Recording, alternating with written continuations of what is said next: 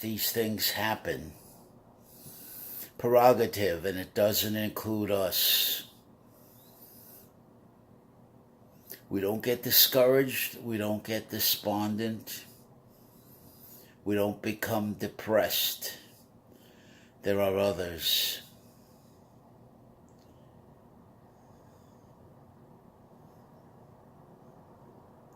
We're not included in this. We never were included in it.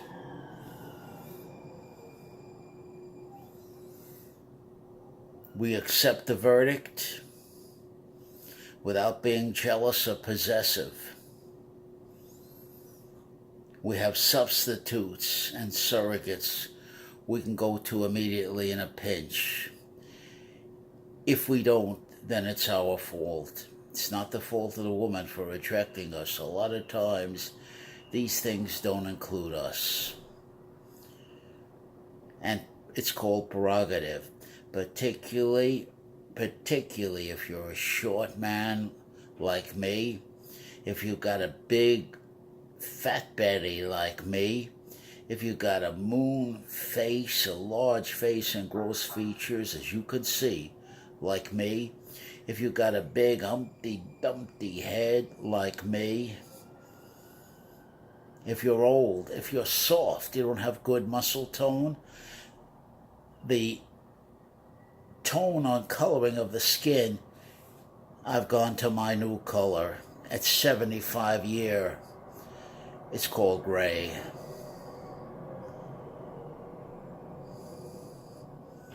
If you don't have a personality, that means the ability to negotiate, to sell yourself for what you want out of in the outside world, to barter, to compete, and you don't know how to sidestep and get around all these handicaps, the handicap in height, the handicap in appearance, the handicap in personality. And of course, if you have you're short and dumpy and you have bad proportions like me, your clothes are not going to fit properly. Unless you compensate a tailor with a lot of money, and it's not going to help you at all. You're still a short, ugly man. A short, fat, dumpy, ugly man. And you begin with that premise. You don't sidestep that issue. Because if you don't admit it, if you don't confront it, if you don't call it or label it the way it is, you're never going to find any way out of the rat's maze. You'll find no directions because you're the victim of your own delusions, your own wishful thinking, your own phony expectations.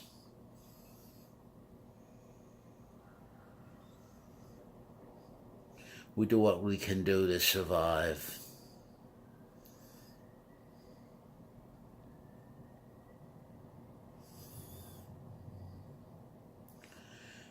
Everything is a compromise.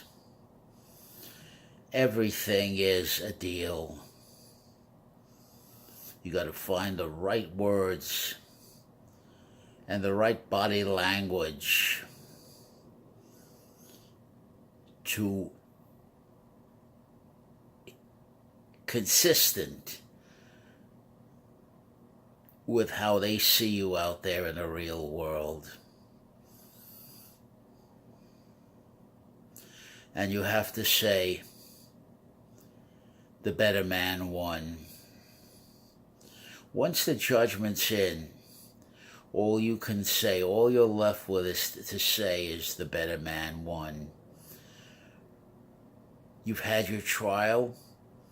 You've had your jury. The jury decided. And the judge confirmed and put the sentence on you. But you don't have to own the sentence. Once you've got the sentence imposed, now you know what you've got to do, what you need, what you're lacking. And you got to learn how to give to yourself, create for yourself all the things your society won't give you, for whatever is the reason. There's no excuses here. There are no entitlements. There's no fair, level playing field. The better man won.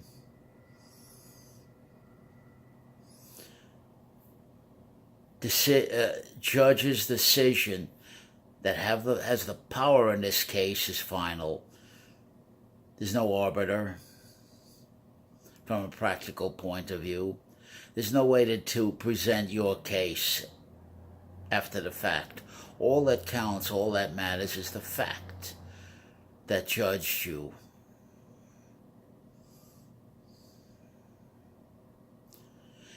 The contest has been fair in that you just didn't know what to do. The other guy was more resourceful, looked better, sidestepped better, covered his limitations better,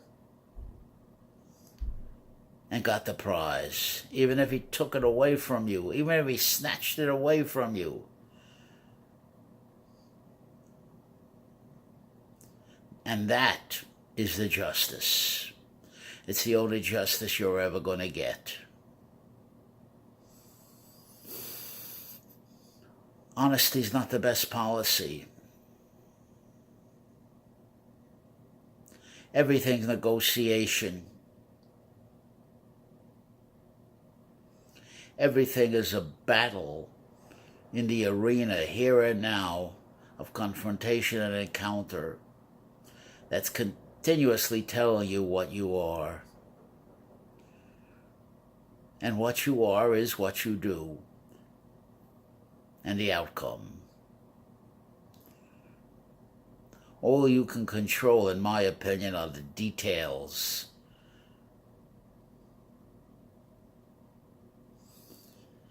The outcome's a surprise how it's going to work out.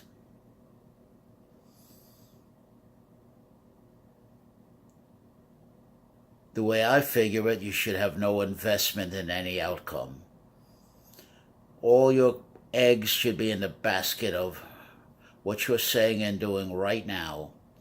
Tomorrow doesn't exist. But whatever happens potentially tomorrow depends on what you do today, what you say and do today in the situation. Without excuses, without rationalizations, without justifications, without denial. There's no right or wrong. There's no good or bad. There's no true or false. There's no in or out. They're just the details. In a theater, or I should say, sociology of the absurd, everything's a stage. Everything's a performance. Everything's a role. Everything is sales and negotiation.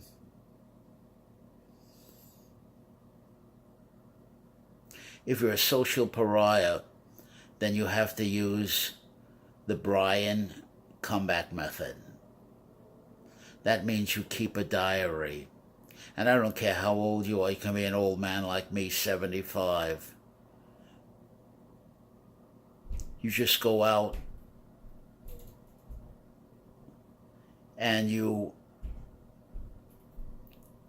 in a safe way, you talk to all the women you can and log in to your diary. Something like this. Today, I spoke to 2 women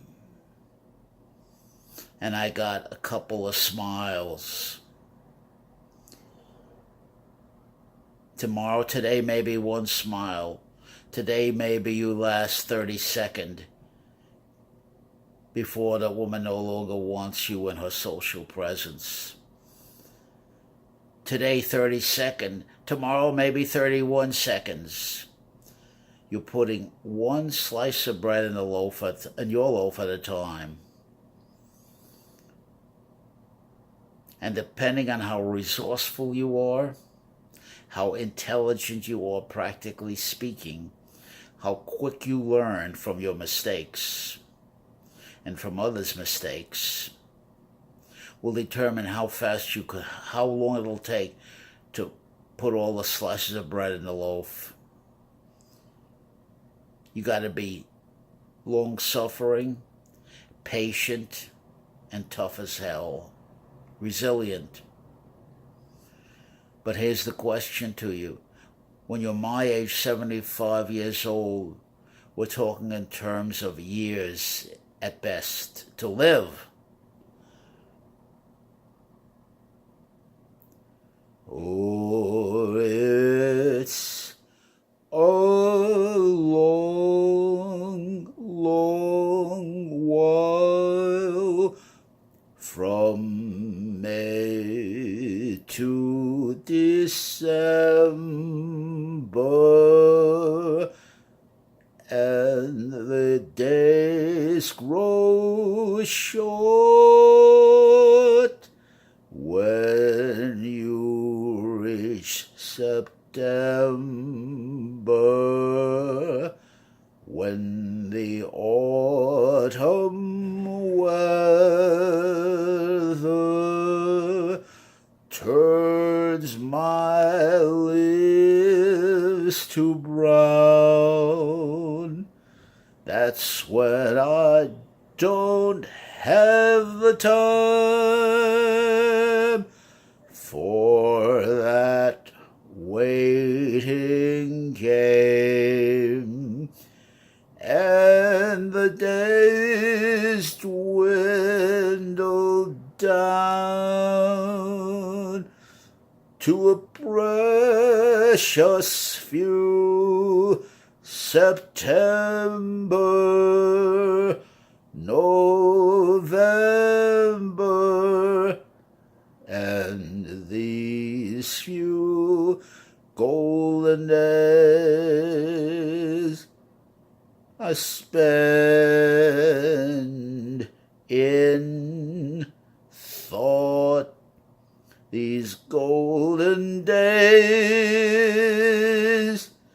I'd spend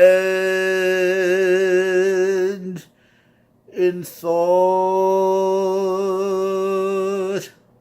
When you meet with the young girls early in the spring, you court them with song and rhyme. They answer you with a clover ring. But if you could examine the goods they bring, they have little to offer but the songs they sing, and a plentiful waste of time of day, a plentiful waste of time.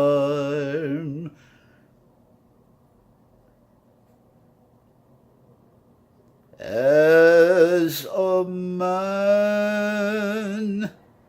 who has always had the wandering ways, now I'm reaching back for yesterdays,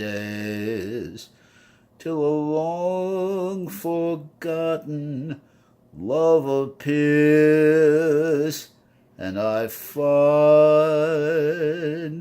I'm smiling gently as I near September,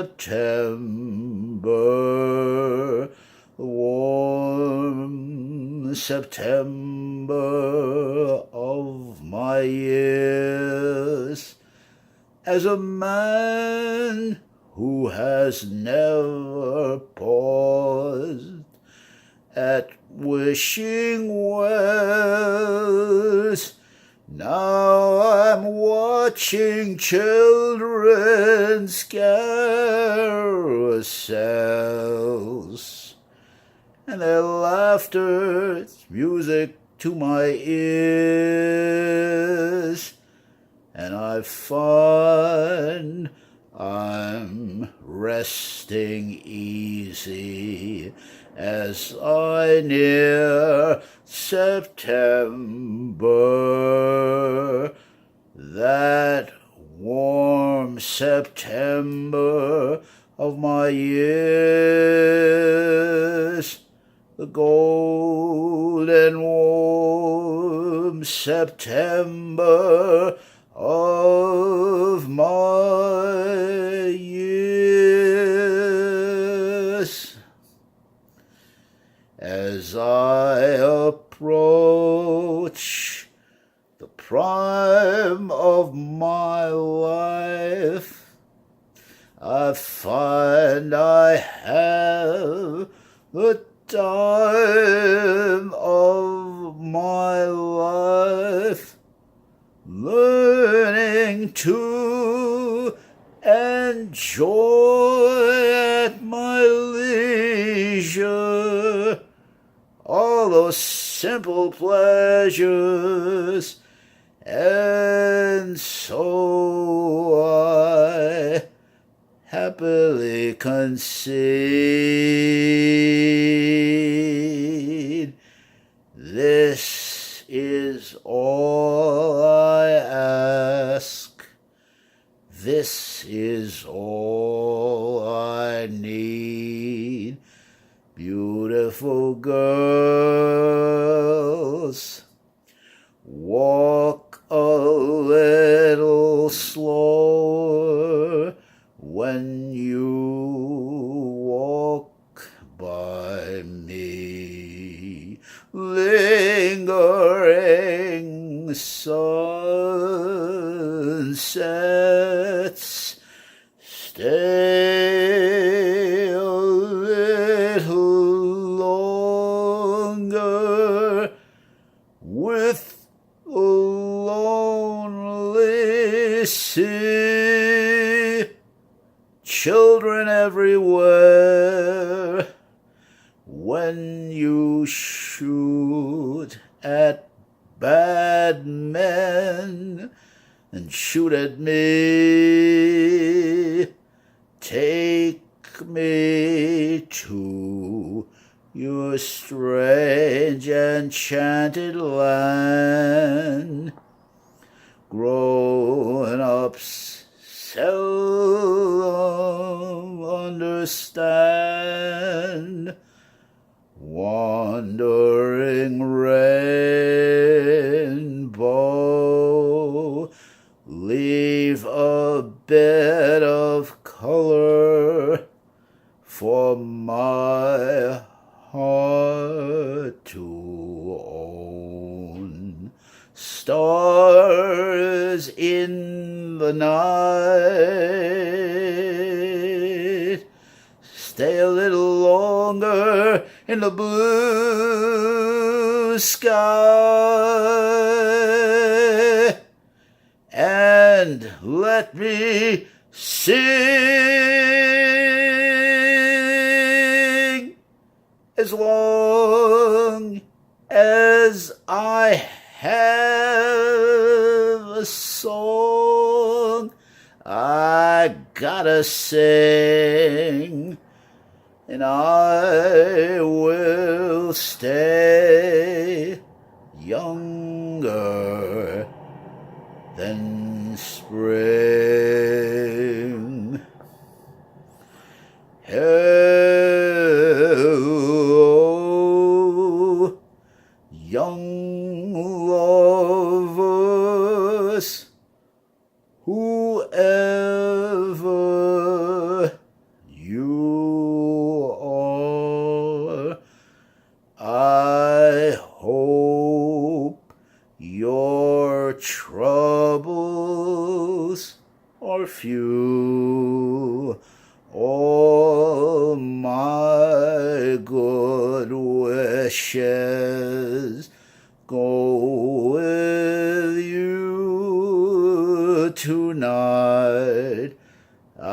I've been in love like you. Be brave, young lovers, and follow your star. Be brave and faithful and true. Cling very close to each other tonight. I've been in love like you. I know how it feels to have wings on your heels and to fly down the street in a trance. You fly down the street on the chance that you'll meet, and you meet not really by chance. So don't cry, young lovers, whatever you do. Don't cry because I'm alone. All of my memories are happy tonight. I've had a love of my own. I've had love of my own like yours. I've had a love of my own. If I loved you time and again, I would try to say all I'd want you to know. If I loved you, then words wouldn't come in an easy way, round in circles I'd go, longing